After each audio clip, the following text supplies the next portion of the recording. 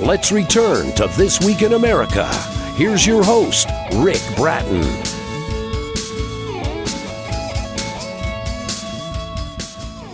Welcome back, everybody, coast to coast. This Week in America.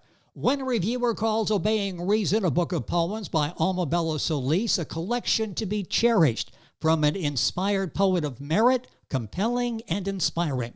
Obeying Reason, a book of poems, contains 60 poems written by Alma during her creative incubation that spanned 9 years from experience, knowledge, and observation of the human spirit, with her strong belief and faith in the omnipotent being and what the supreme being created humanity for. Alma Bella discovered later in life that she was a poet, 33 at the time of her creative incubation, when she delved into the abyss of her being.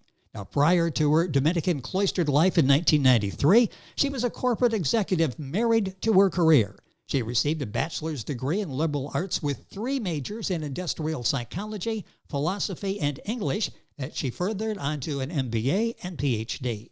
Alma is still teaching art classes to the children and the adults in northern Boston, where she lived in its suburb for over 2 decades. She lived in the Philippines, Canada, and in 6 different states in the U.S. Alma has published her novel Alone and All with Lighthouse Christian Publishing in 2020 and 3 editions of Obeying Reason, a book of poems, edition 3 published by Stratton Press, and Alma Bella Solis joining us on This Week in America. Alma, welcome to the program. It's a pleasure to have you with us today. Oh, thank you very much, Rick. What a background, and I'm so happy. This morning. I'm so happy to have you here to talk about this remarkable work that you have out, Obeying Reason, a book of poems. What was the inspiration to publishing this collection of poems, Obeying Reason? What was the inspiration behind this? What was that question? Yeah, what was the inspiration behind this? What was the situation I was in? Well, what was the inspiration? Why did you decide to write Obeying Reason? Well, I started writing poetry in my 30s. I just kept on writing until I met Sister Regina Marie when I was a Dominican nun, a fellow Dominican nun in Syracuse, New York, who encouraged me to publish it. But with myself, I kept on writing poetry with no intention of publishing. It was Sister Regina Marie who pushed me to publish it. You know, that's a fascinating story, and it's interesting how these things happen, that she encouraged you. The result is Obeying Reason, a book of poems by Alma Bella Solis, our guest on the program. Book available at stratton-press.com, the usual places. We'll give you all of that as we go on through the program. I just touched on the fascinating background that you have. Let's go back to, I think it was like 2003. You learned a music composer was looking to try to find you to obtain your permission to turn your poems to music, and he couldn't find you. Explain that. That was an interesting set of circumstances that happened then. You know what I did when I learned that from the U.S. ISBN agency? I was looking for a needle in a haystack. When I asked the U.S. ISBN agency what was the name of the male composer, they didn't get hold of the name because he was just one of the many callers they get in a day. So it was a lost opportunity that I wanted really my lyrical poetry to be turned into music. And here is someone looking for that because of the circumstances, unable to get in touch with you, that wanted to get your permission to turn your poems into music, which is what you wanted as well, but unable for the two of you to get together. The result, and you can read the poetry, and it is lyrical, and it really is life-changing. Obeying Reason, a book of poems. Alma Bella Solis, S-O-L-I-S, is our guest on the program. What do you hope that readers take away from reading? What do you want them to know after reading Obeying Reason? What was the question again, Rick? I'm sorry. Yeah, what do you want the readers to take away? What do you want them to know in reading Obeying Reason? Okay. My my poetry puts one, well, it has put me into tranquility. It gives light to confusion. It provides us to measure what we are in our response to life and what we are really. It it communicates to the inner self. What is life all about? And try to learn and discover the meaning of life. One has to dwell into the inner self in order to understand the meaning of life. That is what I'm trying to express in Obeying Reason, a book of poems. And you do it As a so well. result of my creative incubation, Rick. Yes, and the result of that is shared with everyone in the book Obeying Reason, a book of poems, a book of inspiration and spiritual poetry. The book available stratton-press.com, Amazon, the usual places. I want to talk a little bit, if I may, about the process. How do you compose your poems? When my head is filled, fully occupied with sublime thoughts, that would compel my head compels my hand to put the words into pen and paper, and a poem is created. There were many times in the past years that when that happened, it was not only one poem, it's one poem upon another. So in a couple of hours, I could write 5 poems. It's amazing the process and how that happens. Yes, it enters you. It enters your soul, your psyche, your being, and you are just compelled to write the words into paper. And then I would put it under my pillow that night, and then when the following morning I would read it. I said, "Did I write this?" Oops. I said, "I did not write this." That's amazing. And it's almost like these poems. So I myself delighted myself with what I did the night before. And now other people. And these are sort of like poems that had to be written, aren't they? These are poems that are saying to you, please write these. It's amazing the process and how these poems come to life.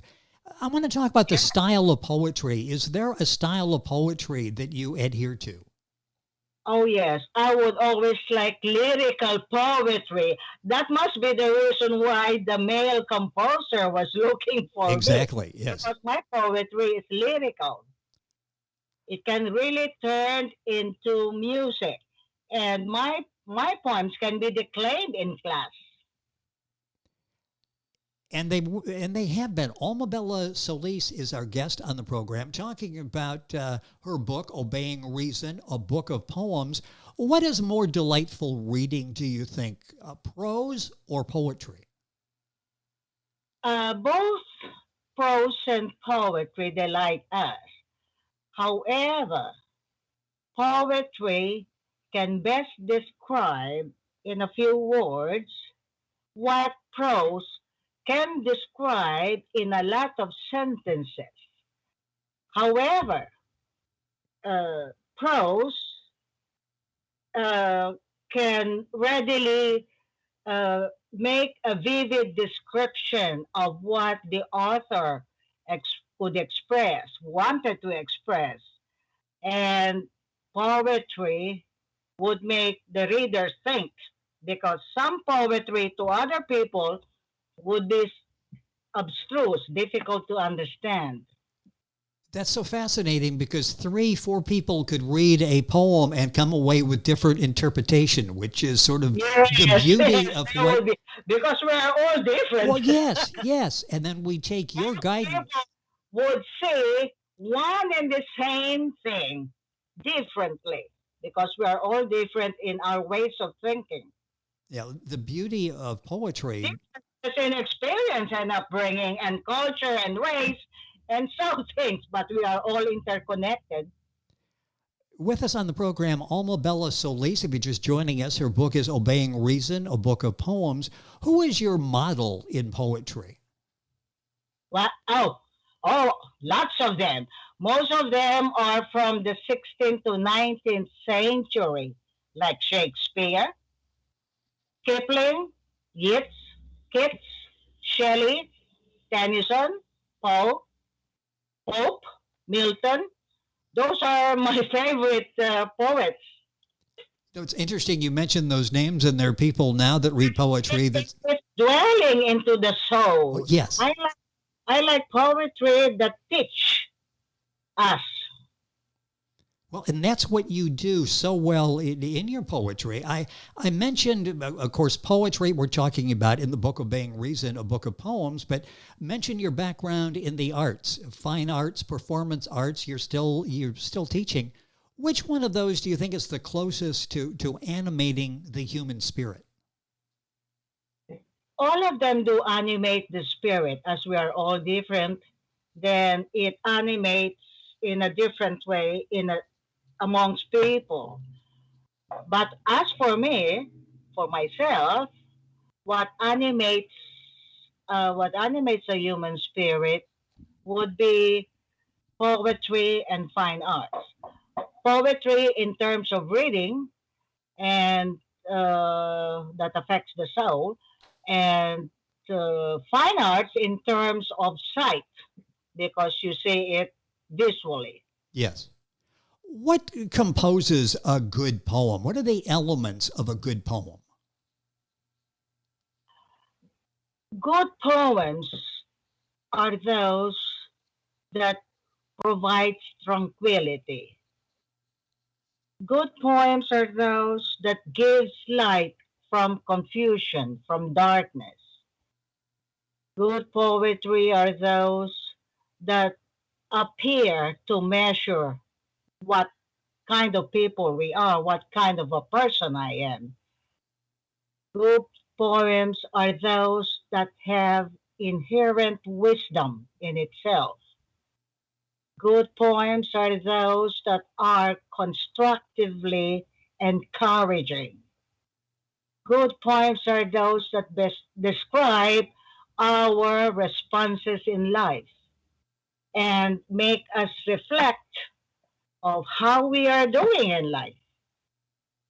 And all those elements you'll find in Alma's poems in the book Obeying Reason, a book of poems, available stratton-press.com, available the usual places. A link on our website will take you there and give you that information. I want to sort of flip that last question. We talked about what composes the elements of a good poem. Let's go back. What does a good poet possess? What makes a good poet? A good poet is one who is connected with oneself.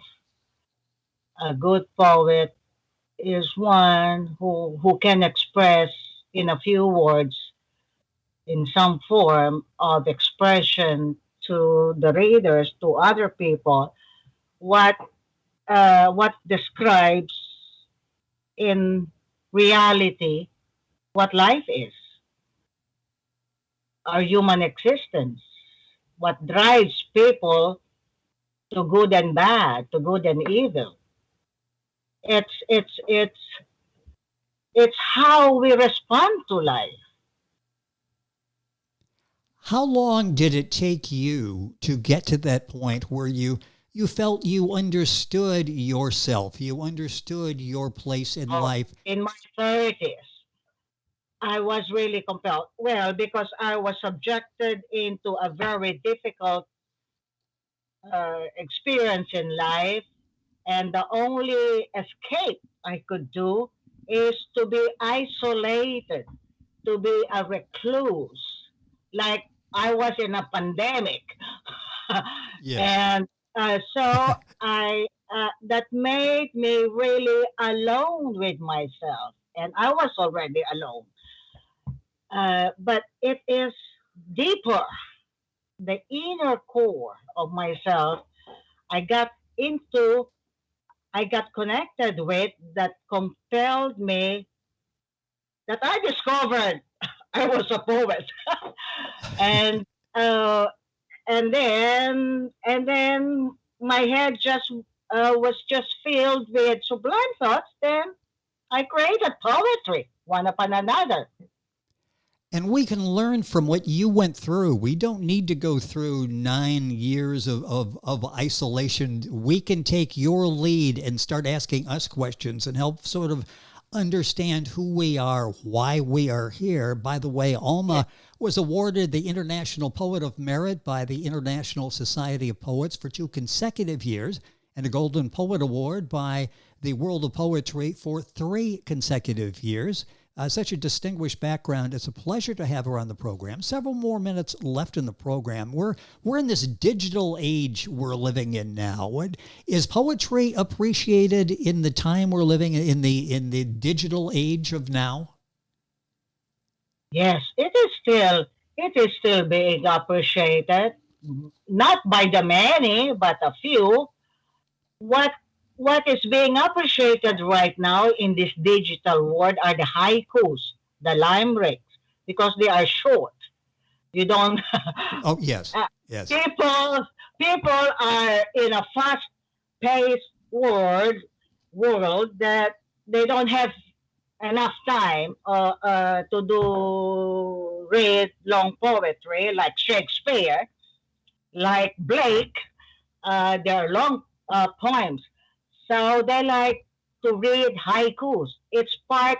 There are many people I know that they have to read a haiku or a limerick to animate the day. Yes. Couple minutes left in the program. You've been described as a person of deep faith and broad experience of life. Talk about Oh, the importance of that deep faith in being able to write the compelling poetry that you do. That's a very important part of who you are as a person and as a poet, isn't it? yes, yes, yes. I'm so grateful that I was created that way. Yes, I have never wavered in my faith in life, in all the triumphs and disasters I had encountered in life. It's it's it's full acceptance. If I had failed in my venture, I accept it. And if I have triumphed, it humbled me. The other part of that is a broad experience of life. Talk about that. A minute or so left here, but I'm fascinated by that. All of that shaped who you are, isn't it? All of the travel, all the different countries, all the different states, all the different people you met, the corporate world, your experiences from there, all of that shaped who you are, didn't it? Yes, yes. I would classify 3 lifestyles, Rick. Religious life, married life, and single life. The only lifestyle I haven't experienced is married life. So that would be, I would say, perhaps compose the broad experience of my life. Well, I have met a lot of people, various personalities in a few countries I had lived, and a number of states in United States. And plus the workplace, I have met different people of various cultures and religious persuasion that broadened my mind, my understanding, Yes. my comprehension about humanity. What are you working on now? Pardon? What are you working on now? What's next for you? What do you have another book? I Uh, mentioned that Alone and uh, All I'm is still available. working as an art teacher, and I just came out with a novel a few months ago. Uh, so uh, that has been my goal to publish my novel, my first novel, and I am currently writing the sequel of the novel. Fantastic. And hopefully at some point we'll have an opportunity to talk about that. The novel is Alone and All. That was published, I You believe know last that, year. huh? Yes, that's available. You can find that. And the book we're talking about today, Obeying Reason, a book of poems by the award-winning poet Alma Bella Solis, Solis. Book available at stratton-press.com, all of the usual places. If you go to our website, you'll be able to link on, get all the information on Alma. It has been a pleasure having you on the program. Time has gone by way too quickly. Hopefully we can continue this conversation. Thank you for spending some time with us and sharing your thoughts on your excellent book of poetry, Obeying Reason. Thank you for being with us. Oh, thank you very much, Rick. Thank you for this opportunity.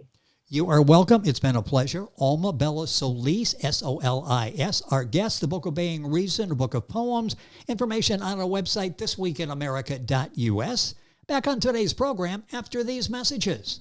This Week in America is online. You can visit our website, thisweekinamerica.us. Scott Pinkerton, Associate Producer of This Week in America. Jay Anderson, Segment Producer. Ben Watson, Webmaster. Otto Bechet, Director of Engineering and TV Production. This Week in America produced and is a trademark of Blue Funk Broadcasting, LLC. For information on all of our guests and to listen to this week's show, our website again at thisweekinamerica.us. And I'm Sean Bratton, Executive Producer of This Week in America.